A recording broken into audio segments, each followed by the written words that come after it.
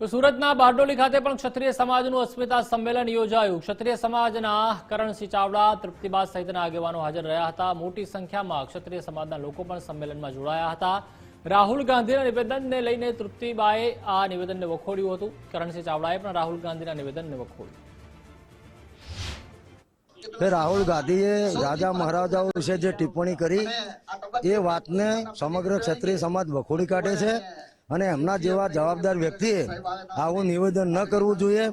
એમને જે બોલ્યા એનો કોઈ આધાર પુરાવો નથી। આધાર પુરાવો હોય તો રાહુલ ગાંધી એમને આપે અથવા ક્ષત્રિય સમાજની માફી માંગે એવું સ્પષ્ટ નિવેદન, વખોડતું નિવેદન સમગ્ર ક્ષત્રિય સમાજ વતીથી અમે આપેલું છે।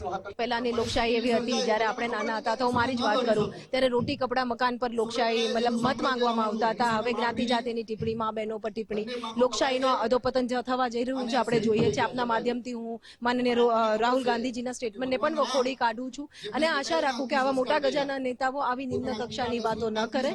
અને રૂપાલા સાહેબનું સ્ટેટમેન્ટ માટે જે છે માતા બહેનોની ટિપ્પણી, એટલે આ એની જે આખી અસ્મિતાની લડાઈ છે અમારી। અમે પહેલા પણ કીધું હતું કે લોકશાહીમાં જે અધોપતન થાય છે નૈતિકતાની, એની આખી આ લડાઈ છે।